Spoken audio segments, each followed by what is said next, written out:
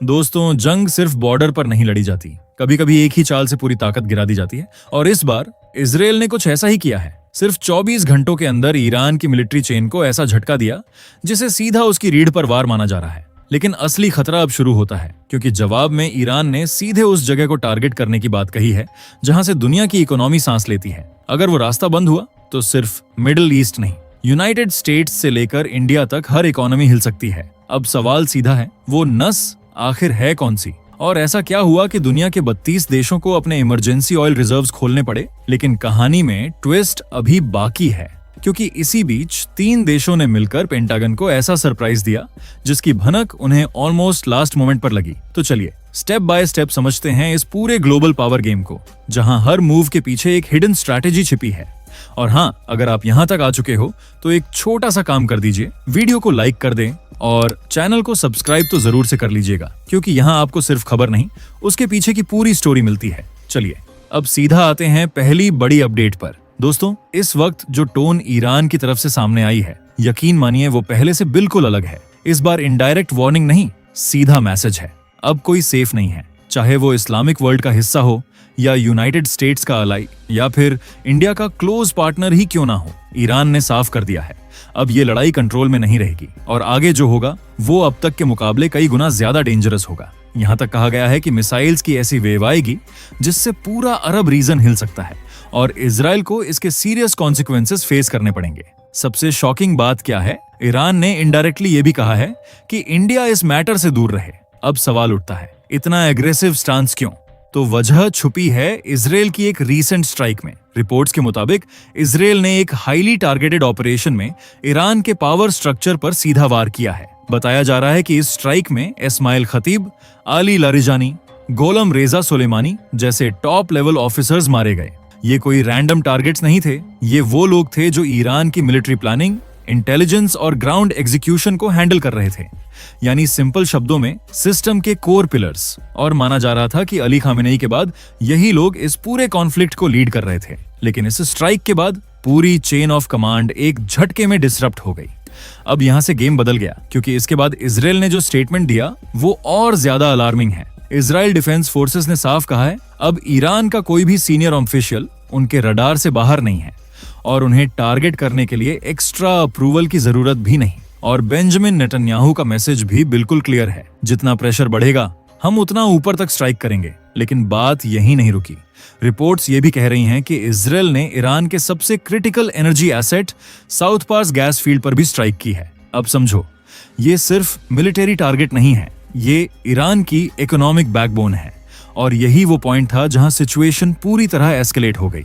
अब Iran openly react कर रहा है। एक्टिंग डिफेंस लीडरशिप की तरफ से क्लियर वार्निंग दी गई है। अब तक जो हुआ वो सिर्फ शुरुआत थी, अब असली जवाब बाकी है। मैसेज साफ है, ईरान अब डिफेंसिव मोड में नहीं रहेगा और नेक्स्ट फेज में अपने हेवी एसेट्स डिप्लॉय कर सकता है। तो अब सवाल ये है, क्या ये कॉन्फ्लिक्ट अब फुल स्केल एस्केलेशन की तरफ जा रहा है और क्या आने वाले दिनों में ये पूरा रीजन एक बड़े वॉर जोन में बदल सकता है?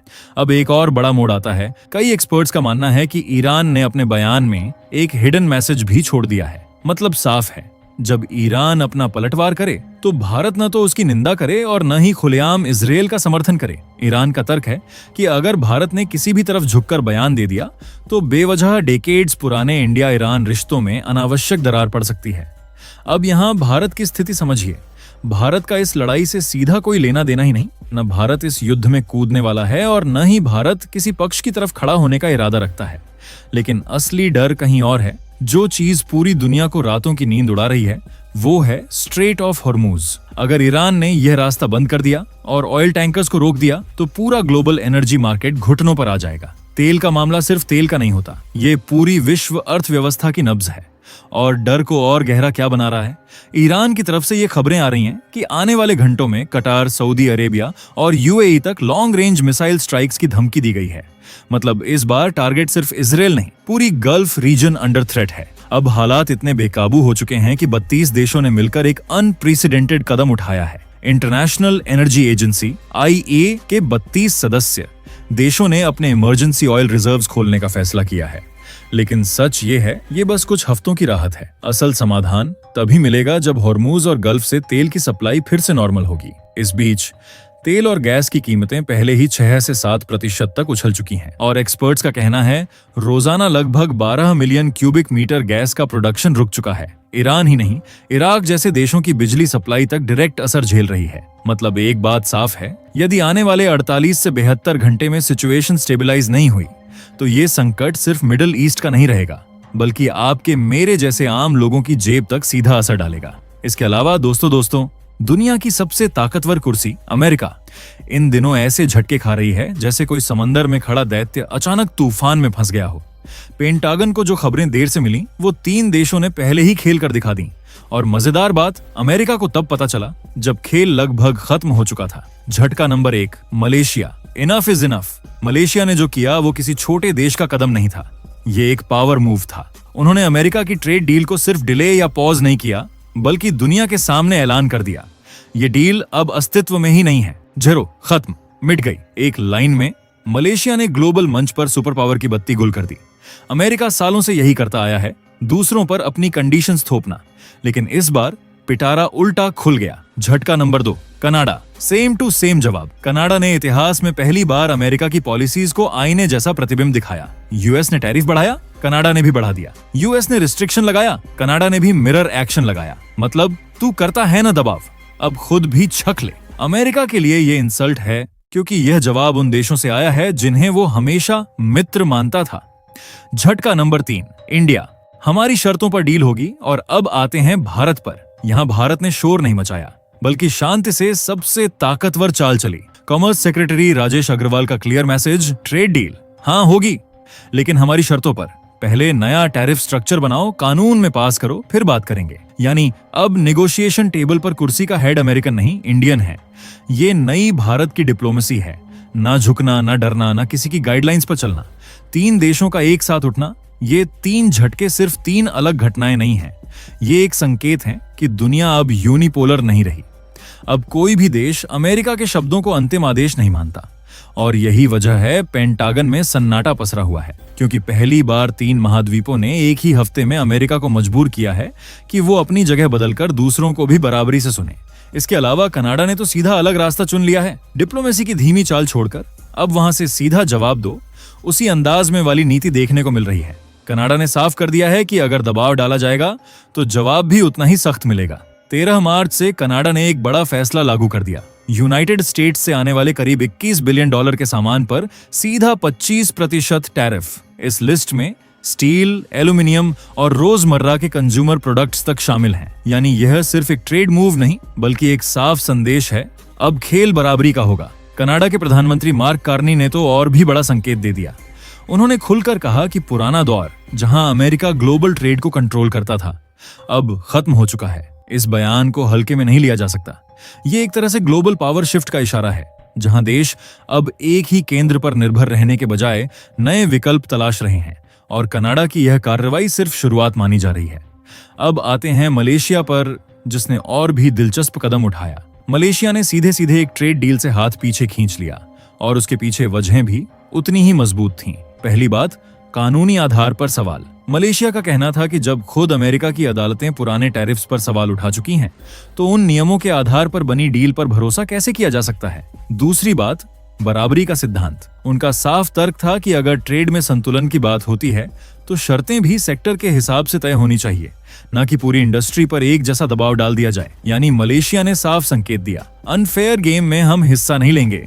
अब सबसे इंटरेस्टिंग चाल आती है इंडिया की। भारत ने ना तो डील तोड़ी और ना ही आंख मूंद कर साइन कर दी, बल्कि बीच का रास्ता चुना, बातचीत को फिलहाल रोक देना। यही असली गेम है। कॉमर्स सेक्रेटरी राजेश अग्रवाल के बयान से साफ है कि भारत जल्दबाजी में कोई फैसला लेने के मूड में नहीं है। उन्होंने कहा, जब तक यूनाइटेड स्टेट्स अपनी टैरिफ पॉलिसी को लेकर स्पष्टता नहीं देता और ग्लोबल रेट्स को स्थिर नहीं करता, तब तक कोई भी फाइनल एग्रीमेंट साइन नहीं होगा। यानी जो डील मार्च में फाइनल होनी थी वो अब ठहर गई है। लेकिन यही ठहराव असल में भारत की ताकत दिखाता है। यह एक तरह की वेट एंड वॉच स्ट्रेटजी है, जहां भारत बिना टकराव के अपनी पोजीशन मजबूत कर रहा है। साथ ही एक मैसेज भी दे दिया गया है, हमारे पास ऑप्शन की कमी नहीं है। अब पूरी तस्वीर देखो, एक तरफ कनाडा खुलकर टकरा रहा है, दूसरी तरफ मलेशिया नियमों के नाम पर पीछे हट गया, और इंडिया शांत रहकर सही समय का इंतजार कर रहा है। तीनों की रणनीति अलग, लेकिन मकसद एक, अपना फायदा। अपनी शर्तों पर। पहले ऐसा लगता था कि अमेरिका ही रास्ता है, अब लगता है अमेरिका एक रास्ता है, इकलौता नहीं। कनाडा का संकेत अमेरिका के लिए सबसे बड़ा खतरा। कनाडा ने खुलकर कहा, अगर यूएस जिद करेगा तो वो चीन के साथ मेगा ट्रेड डील कर देगा। ये धमकी नहीं, वर्ल्ड ऑर्डर में बदलते इक्वेशंस का लाइव उदाहरण है। अगर कनाडा जैसा पड़ोसी ऐसा कह सकता है तो बाकी देश क्या करेंगे, आप खुद सोच लीजिए। भारत का शांत लेकिन स्ट्रेटेजिक सिग्नल, भारत ने कोई बयानबाजी नहीं की, सीधे अमेरिका से कह दिया डील हमारी नियमों पर होगी, नए टैरिफ स्ट्रक्चर के बिना साइन नहीं होगा। ये सिर्फ नेगोशिएशन नहीं, ये पावर रिपोजिशनिंग है।